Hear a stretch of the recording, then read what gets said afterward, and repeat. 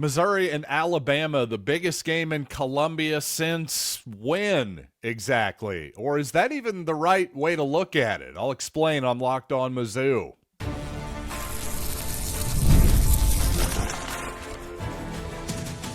You are Locked On Mizzou, your daily podcast on the Missouri Tigers. Part of the Locked On Podcast Network, your team every day. Hey, all you true sons and daughters, I'm John Miller, your Mizzou mafioso and the central scrutinizer of Missouri Tigers football and basketball. And on today's episode, going to talk about how this is truly, I think, the Brett Norfleet that I've been waiting for at least a couple seasons here. That is great news for Missouri. Also, on my previous episode, talked about Missouri's pass protection. Well, Eli Drinkwitz had his thoughts. Going to get into that as well. Also want to tell you today's episode is brought to you by Gametime. Download the Gametime app, create an account, and use code LOCKEDONCollege for $20 off your first ticket purchase. And I've seen a lot of people, including a lot of my friends, asking, hey, is this the biggest game in Columbia, this being Missouri and Alabama, since when? When is the last time there's been this enormous of a game in Columbia? Well, I initially thought, 2023 LSU and Missouri, a game, of course, the Tigers ultimately lost, but that was the first one that sprang to mind. I had my friend Jason point out that, well, both teams, in terms of, hey, going back years ago, Texas A&M and Missouri, I should say Missouri and Alabama this season, well, both teams ranked higher than Missouri and LSU were just a couple years ago. So really you go back even farther to Texas A&M and Missouri. Got a little bit ahead of myself there. But in 2013, Missouri had to win that game to secure the SEC's title and make it to the SEC championship game. And that caused the Power Mizzou feed, I believe ran by Gabe DeArmond, saying, no, this is not as big as Mizzou, Texas A&M in 2013.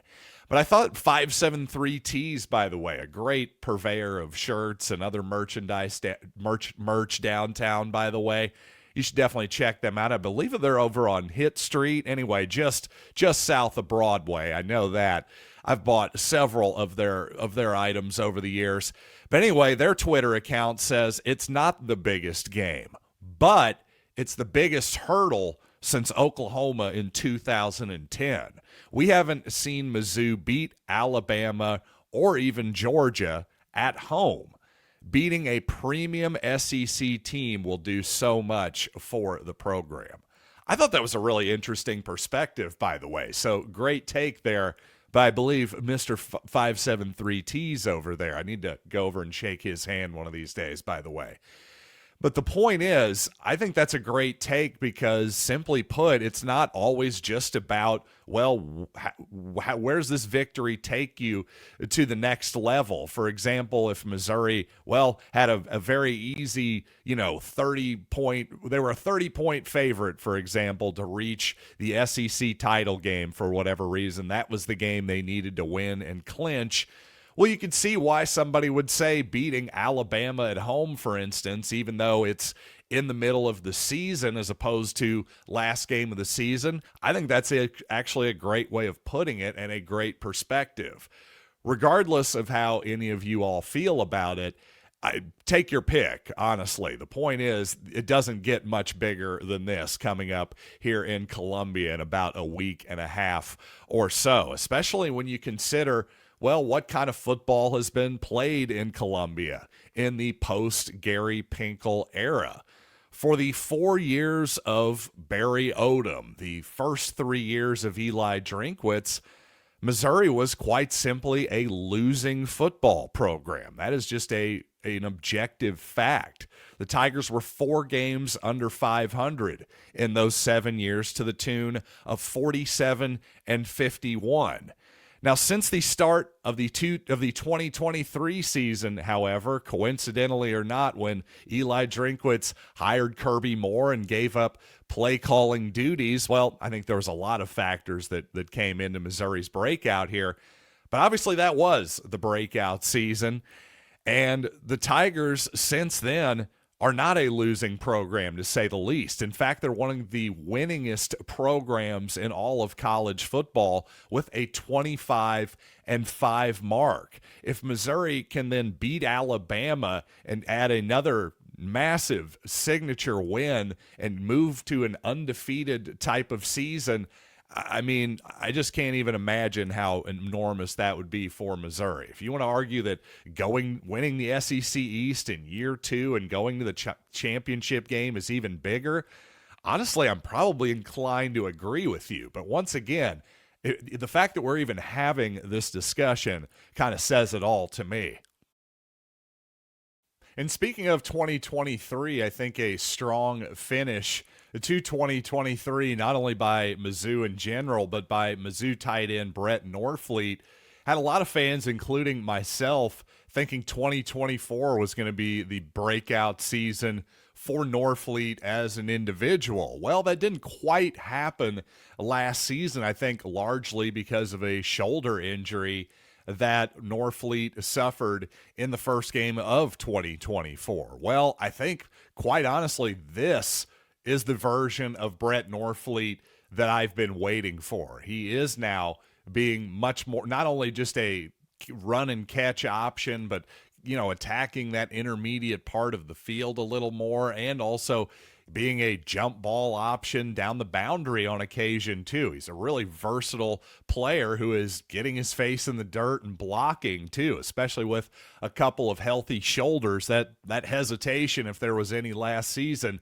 certainly appears to be gone in 2025. I've loved seeing Brett's physical play at the line of scrimmage so far. By the way, 20 catches already, 174 yards, and already his career-high 4 touchdowns on this young season just through 5 games here. And since I'm throwing out career-high numbers, how about some country-leading type of stats for the Missouri defense so far? At least as of last check here, correct me, there may have been some action that I missed already early in the week or something, but as of last check, the Tigers do lead the country in total defense at 203.8. That's important. Let's just call it 204 yards per game. Opponents averaging a mere 500 offensive snaps per game too, which is the fewest in the country. So not only is that somewhat due, of course, to Missouri's relatively slow offensive approach, they tend to bleed the play clock quite a bit compared to most teams. But obviously, hey, if you're getting a ton of 3 and outs and hardly ever allowing the opposition to get into the red zone, much less across midfield on occasion, well, yep, the Tigers are looking pretty stout defensively at the moment, other than, again, just the occasional big passing play. If the Tigers are able to clean that up one way or the other, whether it is X's and O's wise with personnel changes, or maybe it's just a simple matter of the current guys in their current roles just playing said roles a little bit better, I think that could very well be it as well. I know Eli Drinkwitz has mentioned specifically that he thinks their guys have bad eyes in the backfield sometimes. Well, if they can just simply stay in their lane, maybe that is simply the solution. I don't know that I know what the solution is. I just know that it has to get better. And like all Missouri fans, I've loved Ahmad Hardy's stylings so far. But I have to say there's one narrative building around Hardy that I got to say I'm not completely buying. Maybe it's just my perspective here. Maybe I'm biased, but I'm not buying it when it comes to Ahmad Hardy. I'll explain what I mean coming up here in just a minute. First, though, let's talk about Quo, one of the tools that helps make a huge difference for business owners is Quo, formerly Open Phone. It's the same great business phone system you've heard me talk about before, just with a new name. And here's why it matters. Every missed call is money left on the table. When every customer conversation counts, you need a phone system that keeps you connected 24/7. Quo is the #1 business phone system that streamlines customer communications. It works right through an app on your phone or your computer, so no more carrying two phones or relying on a landline. Frankly, their built-in AI agent is a total game changer. It can answer calls for you after hours, capture leads that you would have otherwise missed, and keep business moving forward even when you're literally asleep. So see why more than 90,000 businesses trust Quo, formerly OpenPhone. Get started free and get 20% off your first 6 months at quo.com/lockedoncollege. That is quo.com/lockedoncollege. And if you've got existing numbers with another service, Quo will port them over at no extra charge. It is Quo. Missed calls, no missed calls, no missed customers. So when I go back and watch these Missouri home games, I've noticed the broadcasters are often saying, you know, Missouri didn't know Ahmad Hardy was going to be this good. And they secretly were wondering, hey, how is this going to translate from a lower level to the SEC? And maybe this is just my own perspective, because this offseason, well, obviously I was talking up Ahmad Hardy not only on this show, but on the SEC squad too. And in fact, I was rubbing my hands at one point in August thinking, I'm going to slam one right in these guys' face. They're never going to see it coming. I'm going to tell them that I think Ahmad Hardy is going to be the best running back in the entire Southeastern Conference. Watch this. I'm going to drop a bomb on their butts and just completely blow their minds. Well, it kind of landed with a thud. Not in terms of, well, it was a bad take. There just wasn't the disagreement I was expecting. In fact, I got a lot of attaboys. Good take, John. Stephen Willis, Chris Marler, Zach Blackerby. I know that Auburn in particular was looking at Ahmad Hardy and wanted him a lot, and Blackerby was going, oh yeah, Ahmad Hardy's really, really good. You're probably right. He very well might be the best running back in the SEC. So the fact that I got that reaction from my colleagues who don't have any skin in the game, unlike I do, as a Missouri fan, obviously I'm biased and want Hardy to do well. The fact that that's what came up from all the other people in the conference, basically, the Bama guys, same deal, that just surprised me at the time and, well, confirmed that maybe I wasn't completely insane. But to my original point, I don't totally buy that if I and all my colleagues figured out how good Ahmad Hardy was. I'm pretty sure the Missouri coaches knew it too, especially a coaching staff including Eli Drinkwitz and Curtis Looper, the running backs coach. I think they know talent at that position in particular. So to me, this feels a little bit more like Heisman Trophy and Doak Walker Award narrative building than anything else. And you know what? The underdog angle, well, I suppose it worked pretty well for Cody Schrader back in 2023 when he finished 7th in the Heisman Trophy voting. So what the heck? If it worked once before, let's try it again. But to the idea that Ahmad Hardy came out of nowhere or something, I just don't really buy into that. All you had to do is just watch his highlights from last year and you could go, oh yeah, this is definitely going to translate to the SEC.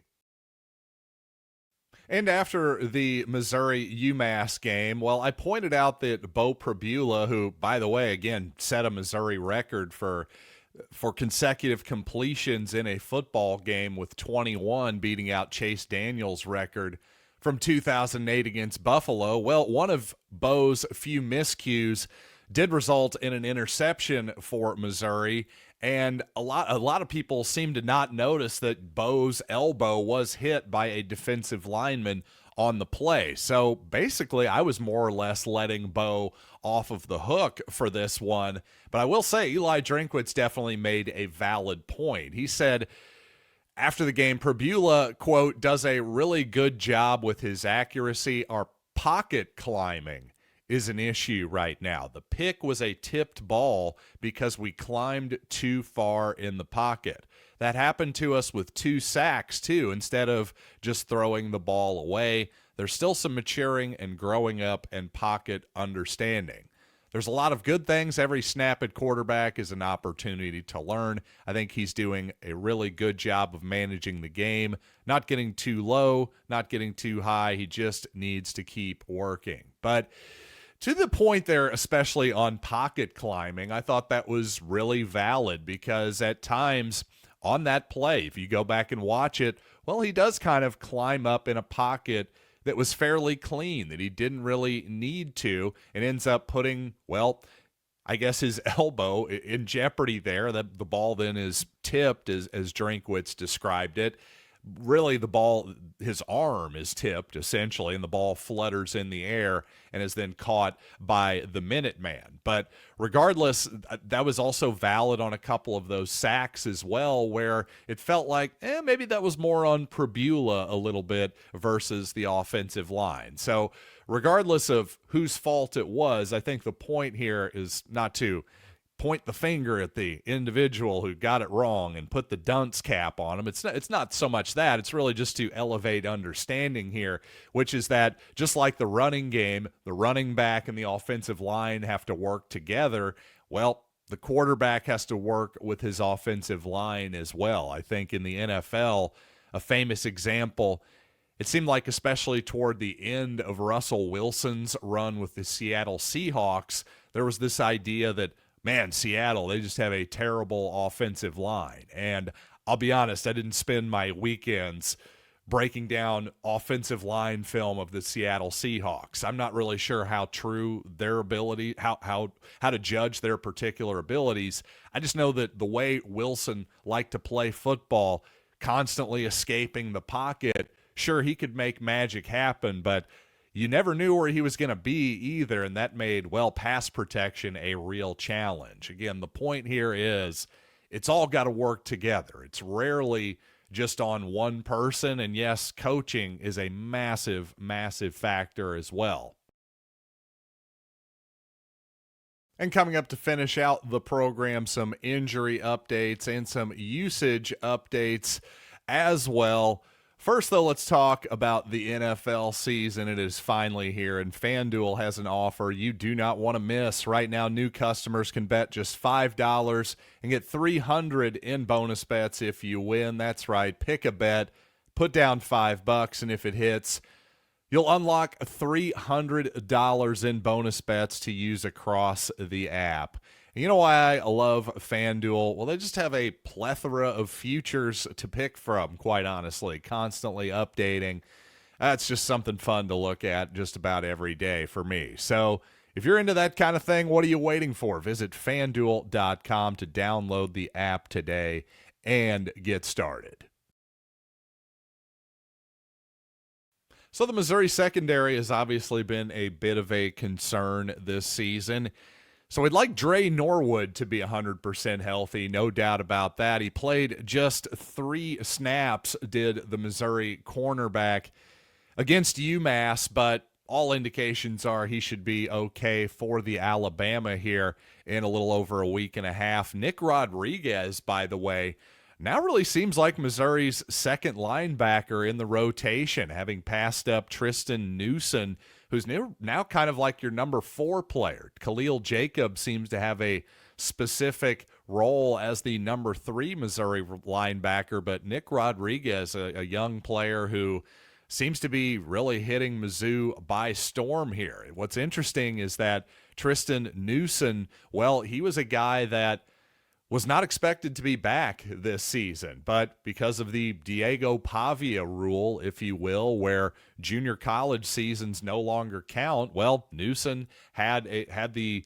ability to come back and exercised that particular right. Of course, there was Mekhi Bayer, the former Nebraska linebacker who was going to transfer to Missouri. Well, when Newsom came back, Bayer decided, I'm going to go somewhere else. So that was interesting because, well, Nick Rodriguez may well have supplanted Bayer anyway. It sure seems like to me. In fact, ultimately would have regardless. It seems pretty obvious. So to anybody who's looking for the perfect path to playing time in the transfer portal, well, in the SEC, there's always guys around who are looking to take your job when it's, even if it's it could be a 4-star, I believe Rodriguez is a redshirt freshman, maybe redshirt sophomore, that type of deal. The point is, fairly young player who comes from a big-time high school in Florida, was recruited by Ohio State as well. These are just the types of players that, can bubble up the depth chart all of a sudden in one offseason and make your obvious path to playing time a whole lot less obvious. So the grass is not greener, as the old saying goes. By the way, Santana Banner, another transfer for Missouri, he's starting to play quite a bit more, maybe cutting into at safety Jalen Catalon, another transfer, his playing time a bit. Catalon, one of those guys who's been around since, well, quite honestly, the first Trump administration, that long ago at this point. Now into the second Trump administration is Jalen Catalon. I wonder how many guys back in the Grover Cleveland administration were able to pull that off. I'm guessing not too many. And finally, Cole Kubelik, who's with ESPN, follows the SEC very, very closely. I think mostly does exclusively SEC games on television. But regardless, he always has a breakdown of all the SEC games on his social media every week. And I thought he had some interesting comments about Missouri. Most of them really, especially on Missouri's pass protection and that kind of thing, really echoed what I've been saying and what Eli Drinkwitz was also even saying even further that I explained in this episode. But I did think a couple comments were interesting here. He says, love how Missouri takes, quote, free grass. In other words, make the defense pay for their alignment.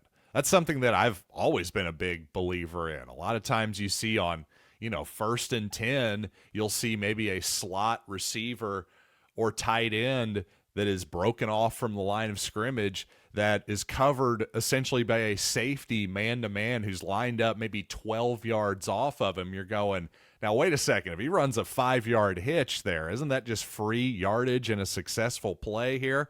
Well, Missouri is making teams essentially cover all of their bases. They're not going to, we're going to make you, we'll take the free yardage if it's there. And again, Missouri's just turning into sort of an efficiency machine offensively right now. You got to love to see it. And defensively, by the way, a couple guys brought up by Kubelik that I was a little bit surprised by, I guess pleasantly surprised by. The two edge rushers that Kubelik pointed out in particular, well, one of them was Zion Young. That's no surprise there. But how about Langdon Kitchen from Huntsville, Missouri, Westran High School? Hey, I have some friends up in that area. So Langdon Kitchen getting a shout out from Cole Kubelik. Also, number 91 for Missouri on the inside, Elias Williams, the redshirt freshman from Tampa, Florida, getting a shout out as well, along with Marquise Graciel and Chris McClellan. All three of those guys were solid on the inside. He called Langdon Kitchen and Zion Young problematic, by the way.